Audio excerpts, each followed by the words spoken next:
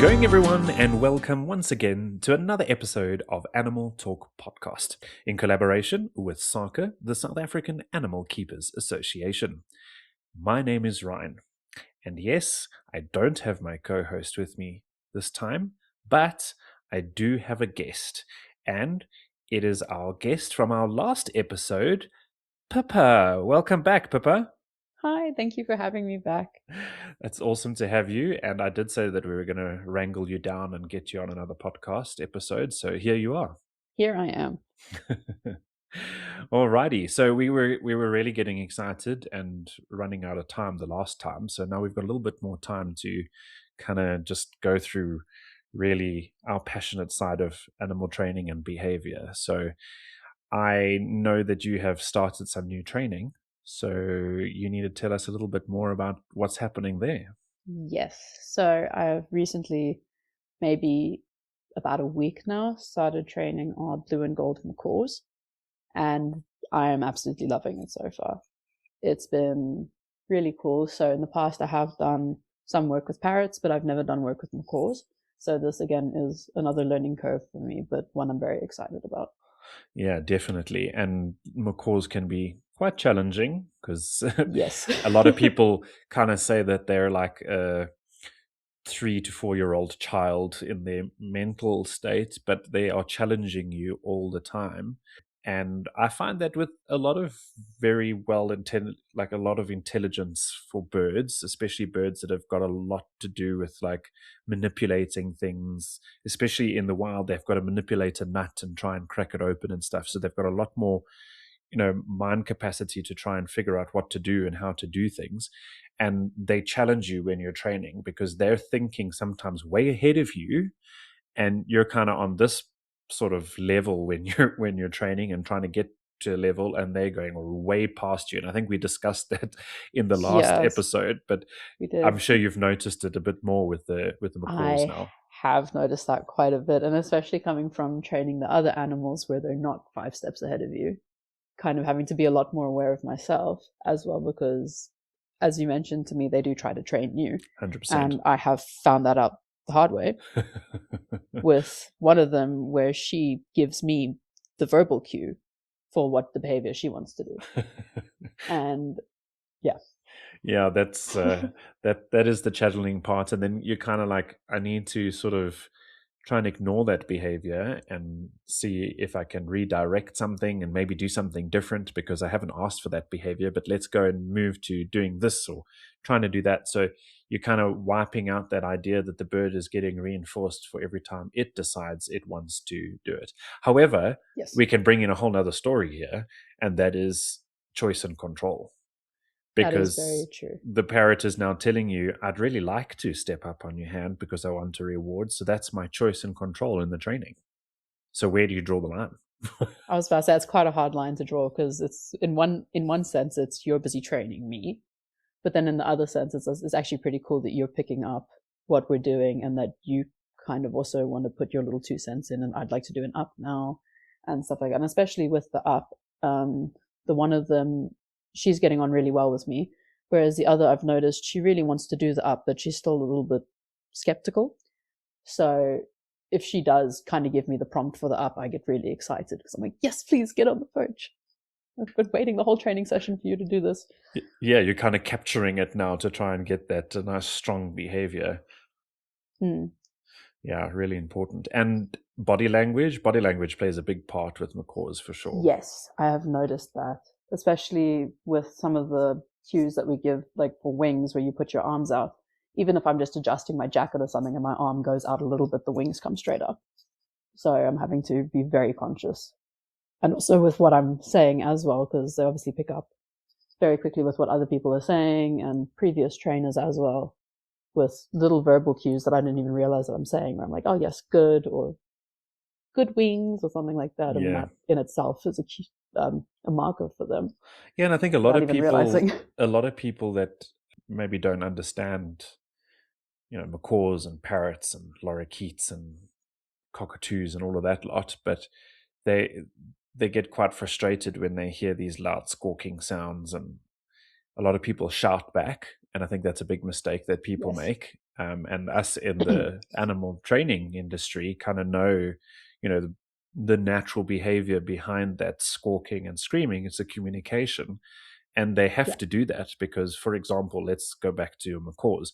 Flying over a tropical rainforest, it's a vast span of land with deep, thick forests and rivers.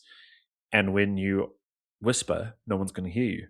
So you've got Exactly. to You have to be loud. scream loudly so that others can hear you. And as soon as you scream back at a macaw in captivity, they're like, yes, you hear me. I'm screaming back at you. Yes. And then it increases Like we're it. having a Yeah, conversation. exactly. So Finally. people kind of miss that, especially when it comes to keeping parrots as pets.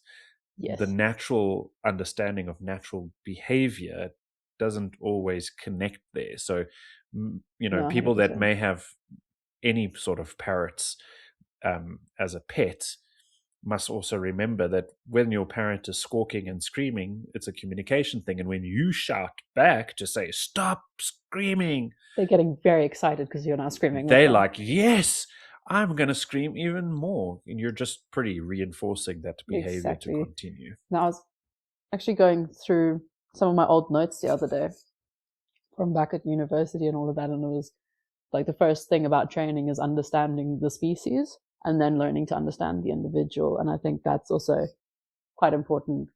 What I don't think a lot of people do is going to the species, looking at natural behaviors for the species, different things that they'd be doing naturally, and how you can see it come through in training as well, and how to actually utilize it in training.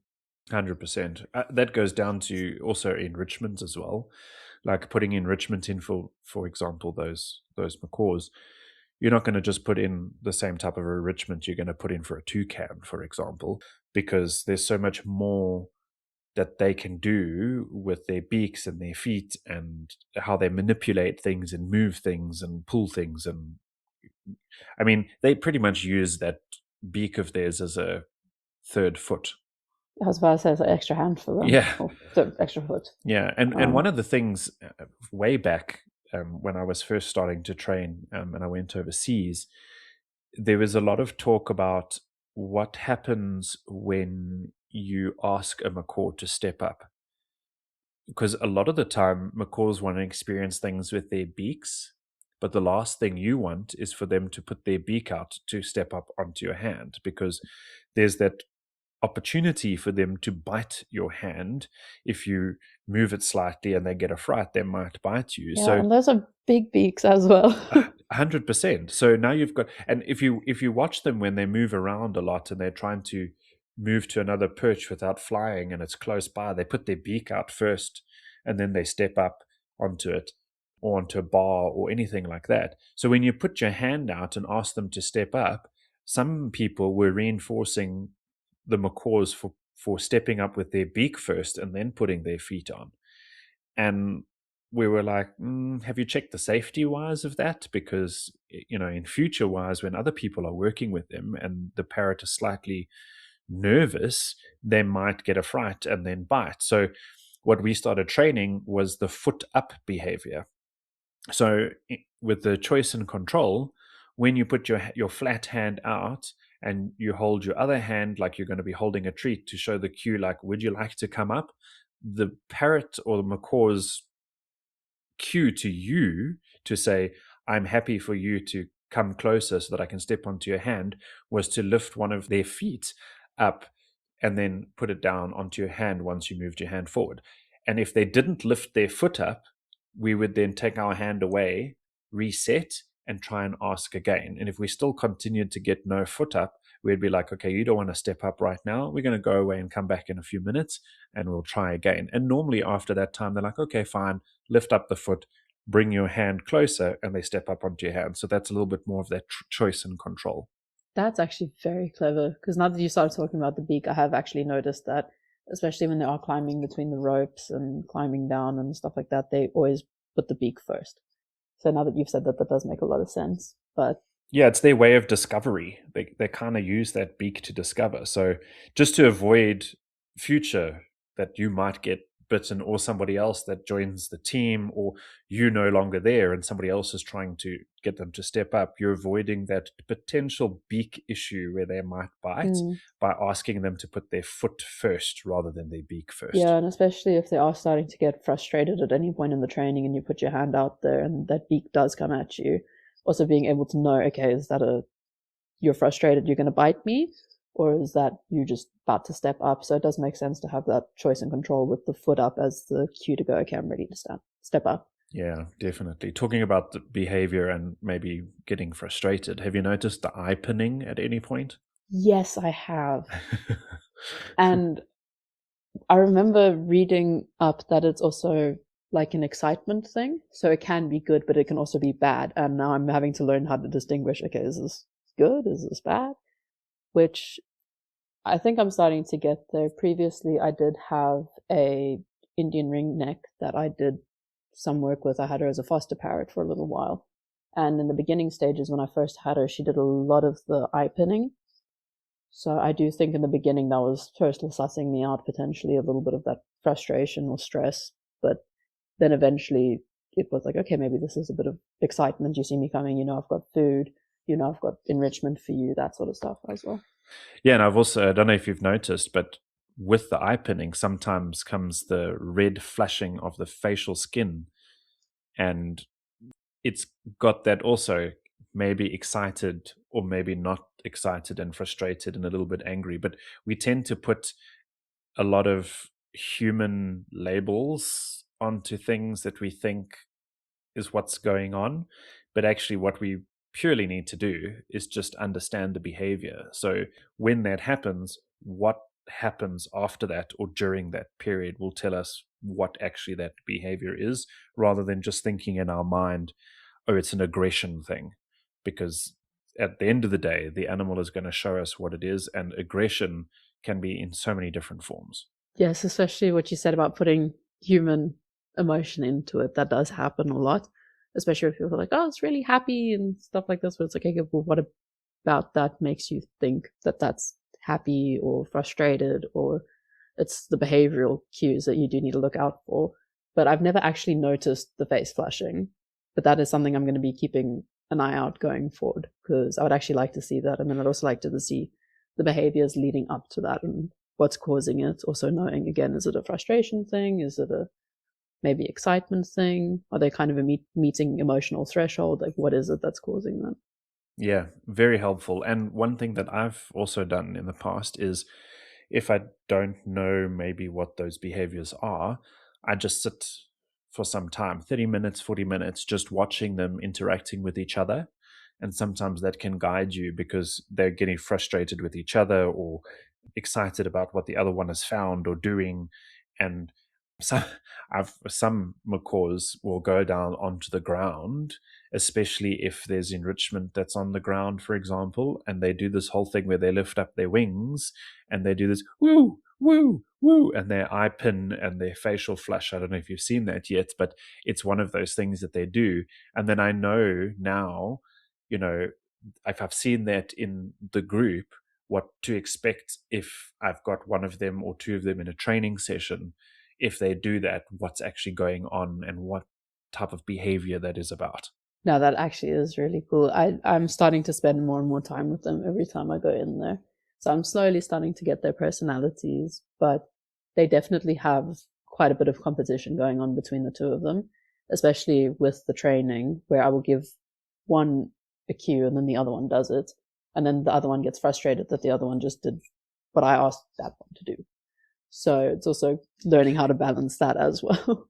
100%. Have you tried with your target, or not target, but more station training, asking one of them to station train and maybe building up on a time that that macaw stays in position on that station, and then while they're building on that station, that reinforcer waiting for you to reinforce them for staying on the station, you can work with the other macaw?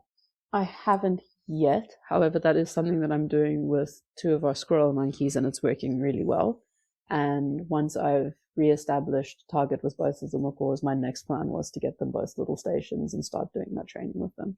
Perfect. Yeah. And stations with macaws, especially when they're close to the fence, can be really cool because you can do so many other behaviors in almost like a protected contact scenario where you're actually on the outside and you ask them to do things. We were doing a thing where we would ask them to station on a specific colored perch that was against the side of the fence. And we would ask the foot up behavior onto a target point on the fence. So we would color a section of the bars a different color, or just put something that's more visual there so they can see where you want their foot to be, and get them to lift the foot up onto there and hold the foot in position. And then slowly we would bring in things like a Dremel to sort of shorten the nails, because in captivity they don't get that opportunity to wear down those nails as quickly as we would like them to. And the same with the beak. So them offering the behavior, you teach it, and then offering the behavior and holding there while you bring the Dremel in to sort of just give a little bit of a shortening of those nails. You don't have to catch them up or put them in a towel or anything. They're just offering that behavior to you so that you can actually do that medical or some sort of medical procedure. That's actually really cool with the colors, especially with the protected contact. I think it's safer for both caregiver and both parties. Yeah, both parties. It's definitely a lot safer. But I haven't thought about doing it with the colors, which I think I'm going to do now, because with the monkeys, I've given them their own shape, and that seems to be going pretty well. But I think with the macaws, maybe the colors might work pretty good as well. Yeah, and they see in a different sort of color pattern as we do in the contrasts, but definitely noticed that they did pick up on those different colors. I mean, they do shapes as well. You can get them to sort of move shapes around. Yes, and I've seen like that with as well. some of the enrichment training they do, where they get the blocks and they must put the blocks with the right shape. And that's actually something I would love to do with them at some point as well, start doing some of that enrichment training. Yeah, that's exciting. You were mentioning how the target, well, not the target, I keep saying target, but it's more station training with the monkeys were going. How's that going? Yes, it's going great. I'm so happy about it. With Old Man and Cheeky Boy, I can put them both onto their stations.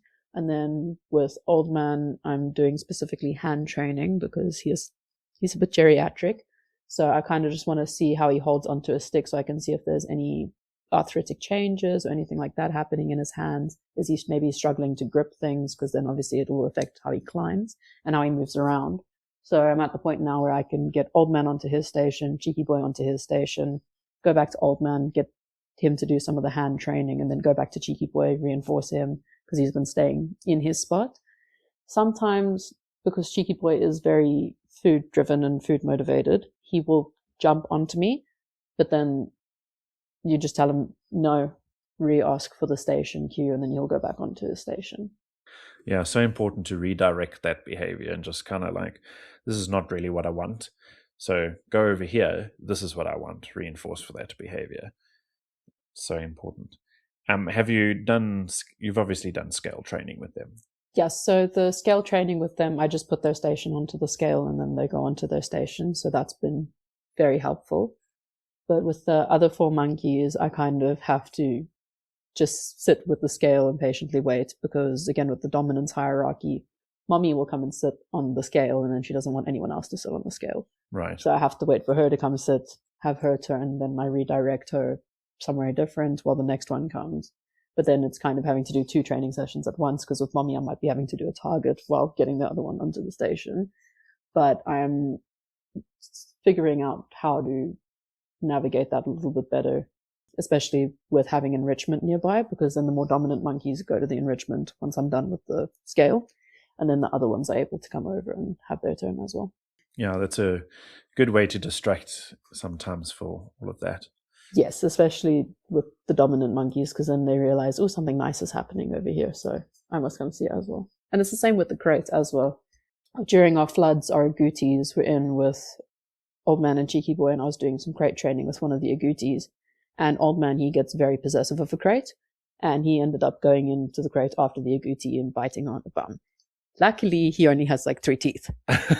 but he was like, this is my crate. So I had to figure out how to keep Old Man busy while still doing crate training with the agouti. Yeah, it's amazing how the different personalities come to play when you actually start working closer and closer with them. Honestly, I love seeing the little personalities come out, especially Old Man. He's really come out of his shell from when I first started working with him, where he was very quiet. He kind of kept to himself a lot more.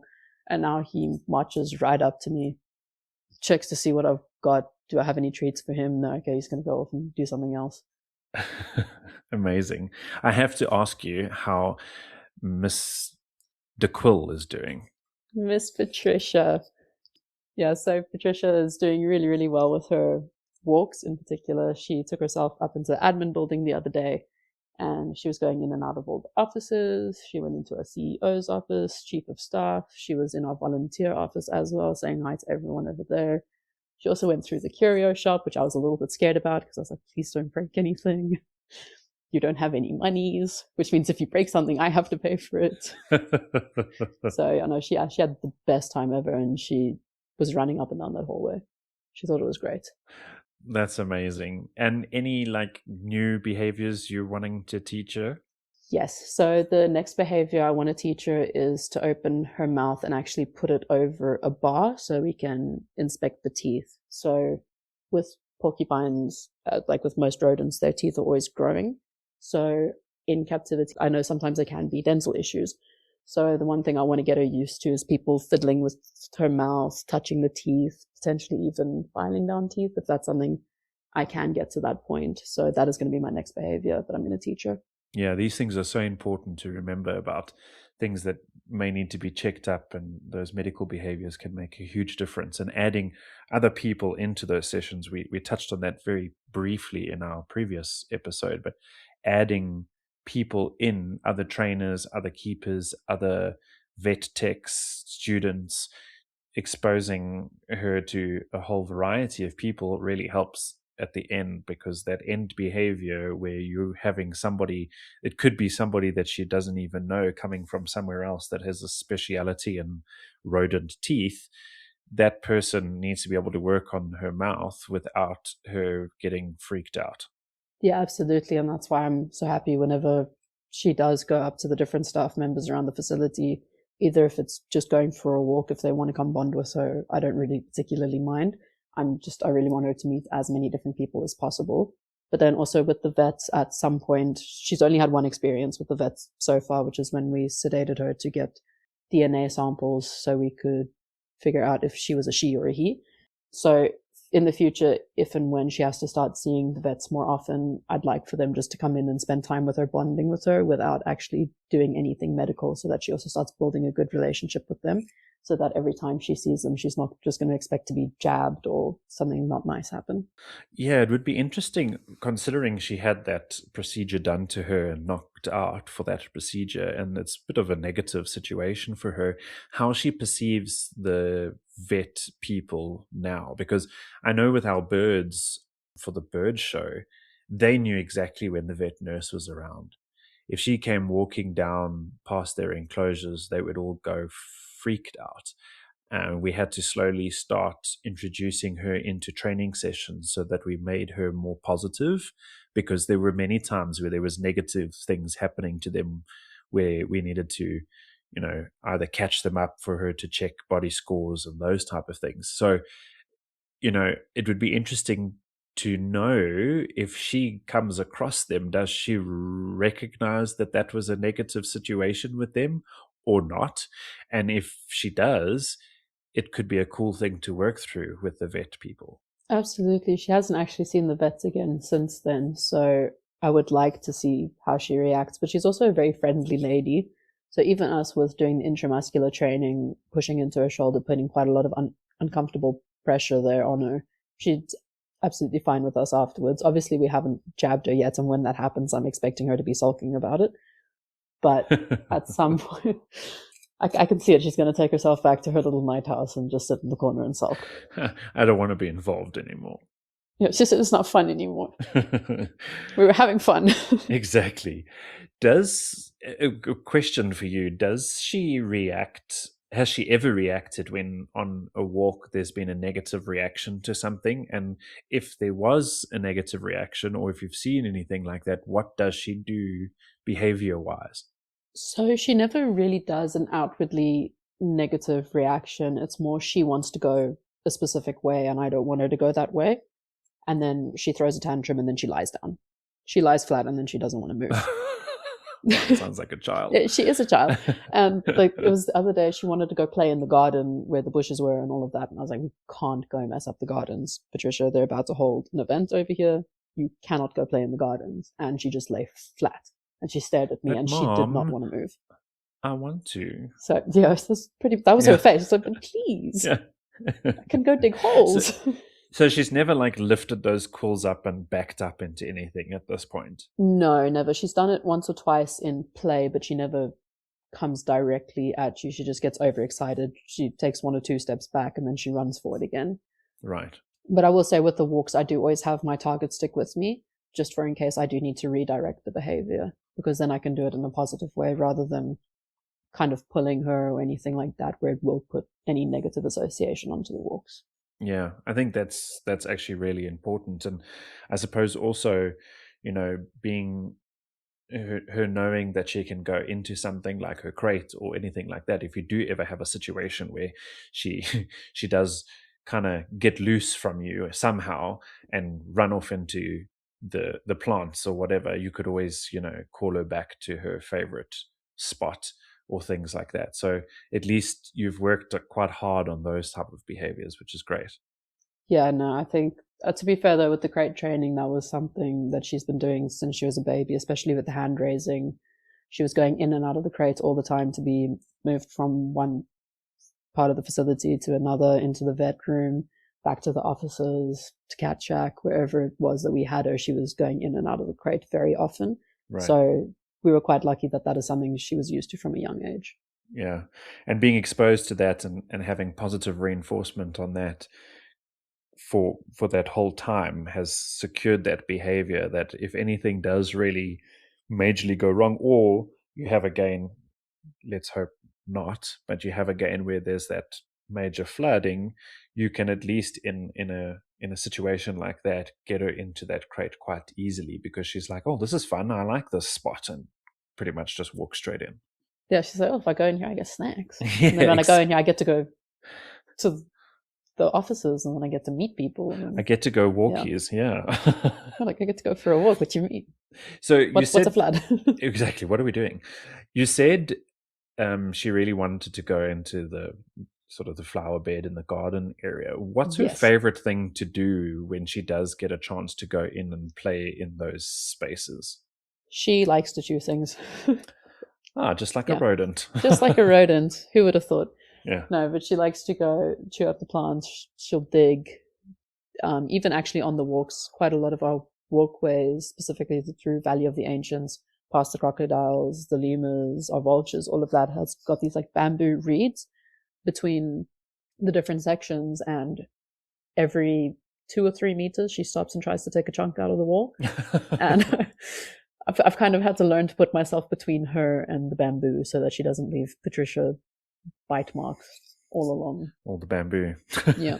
That's crazy. Even in the offices the other day, she was going and she was trying to eat the cabinets and that. And I was like, can we please stop eating things that we're not supposed to be eating? Because you are not going to be invited back into this building. Well, at least if ever your manager asks and says, why haven't you done something? Patricia ate it. Sorry, Patricia was hungry. She had a little snack. Yeah.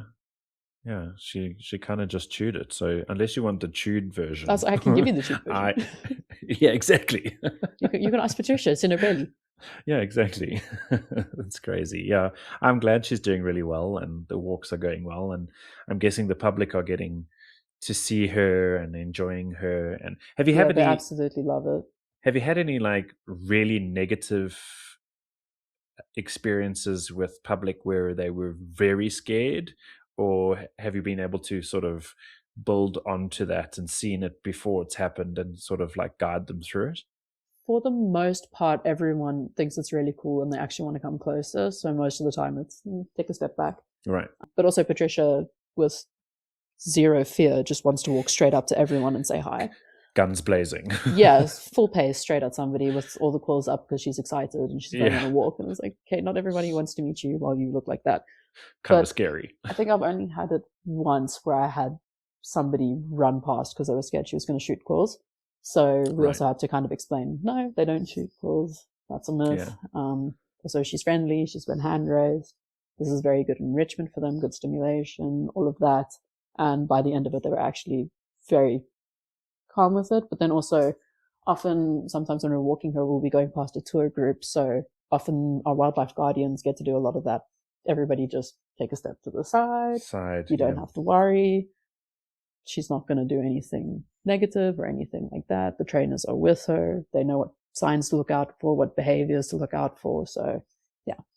It's such a cool opportunity to educate people. And I think that's kind of like the vital part of being able to train an animal and take them out into the space and get people close and seeing those animals nice and close in a sort of controlled environment. There's so much potential behind that.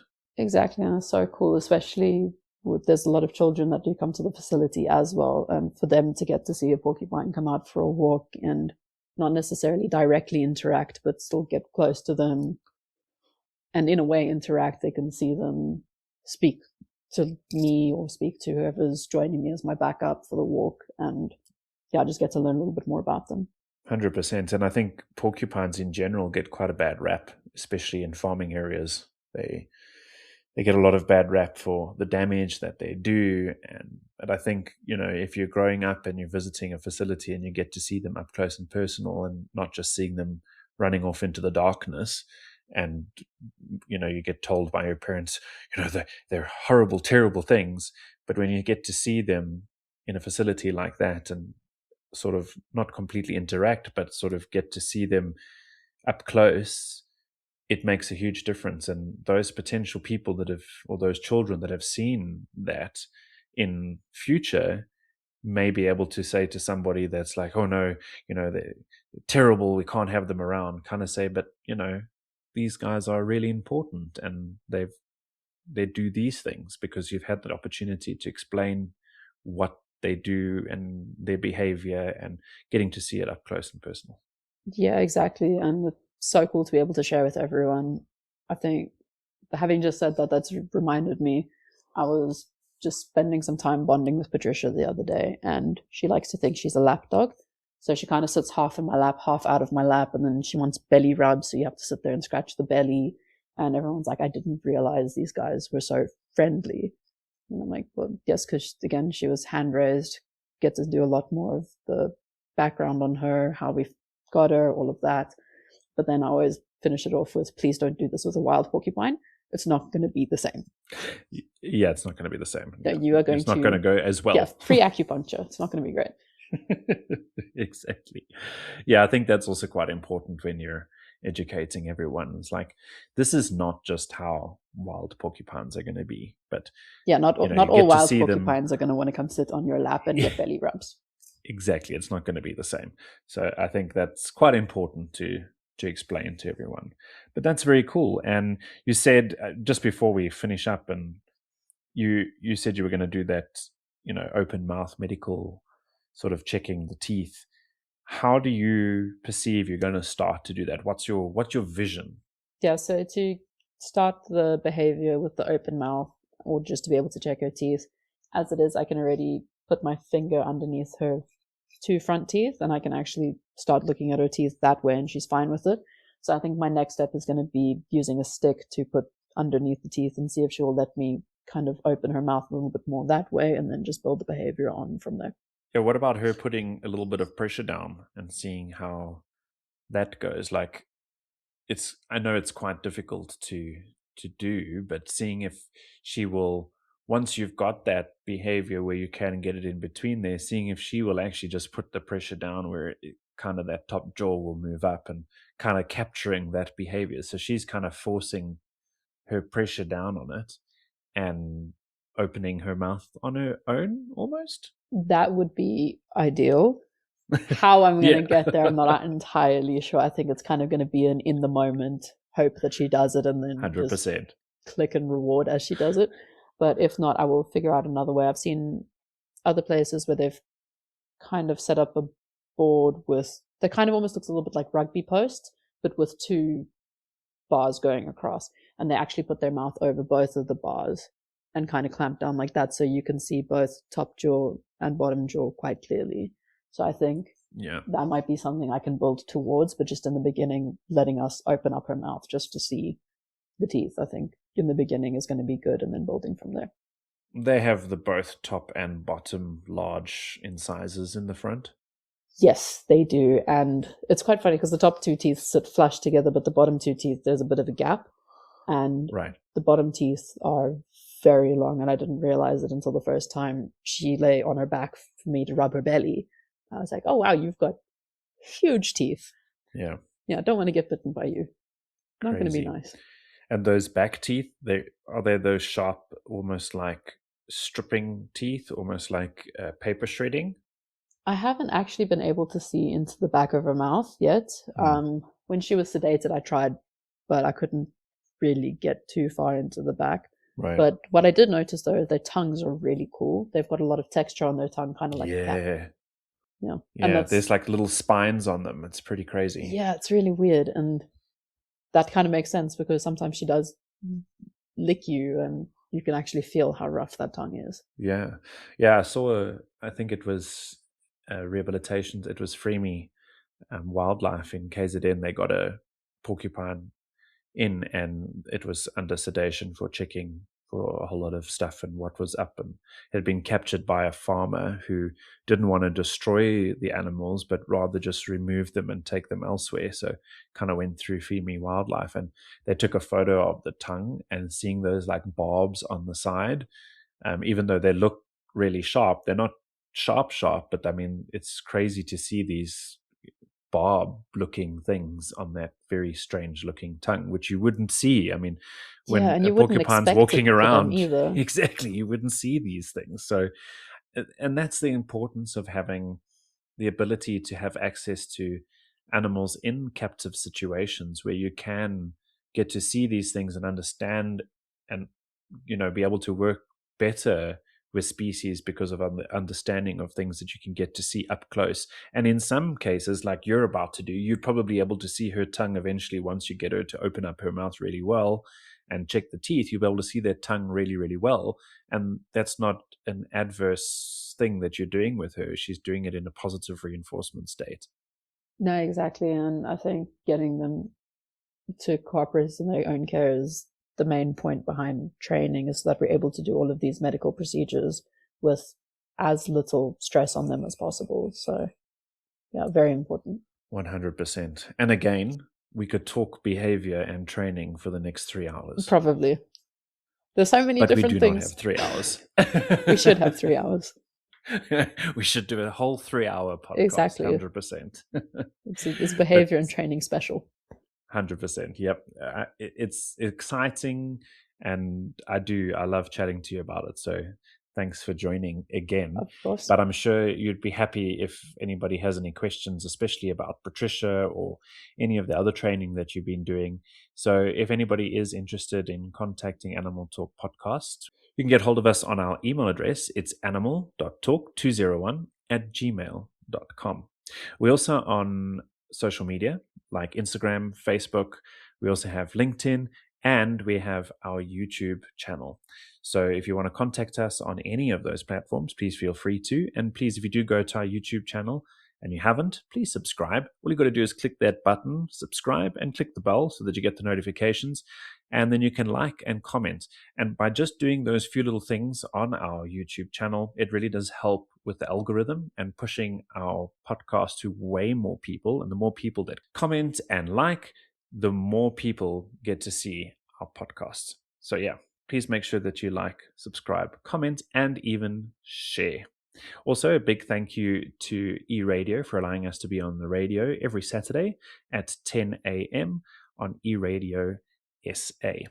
And if you'd like to know a little bit more about SACA, the South African Animal Keepers Association, you can log on to their website at saca.org.za. You can get all the information there. And if you'd like to click on the descriptions at the bottom of the podcast, it's a lot easier. You can click on there and just go straight through to all those websites, and our links are there as well. But Pippa, once again, thank you so much. And again, I think we really do need to have you back again because we get chatting about behavior like crazy. So thank you for joining and giving that time again in your evening, a very busy week that we've all had. But thank you for joining us.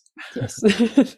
That's all good. Thank you so much for having me. I really Yeah. enjoy this. It's fun. I get to get all my behavior and training stuff out. It's been great. Thanks so much. That's all good. Thank you. Well, from myself, as I always say, animals are our passion. Thanks for listening, everyone. Bye-bye. Bye.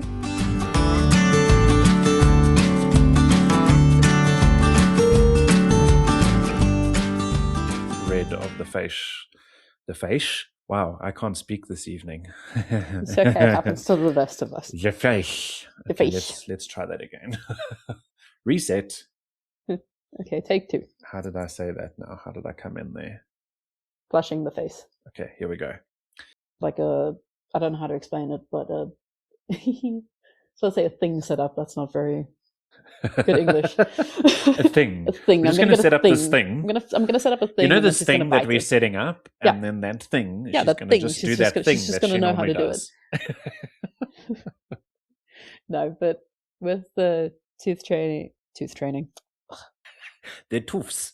The tooth. The tooth. The tooth training. With the teeth. With the teeth. Oh, I can't even remember how I started that. It's okay. I'll wing it. Okay.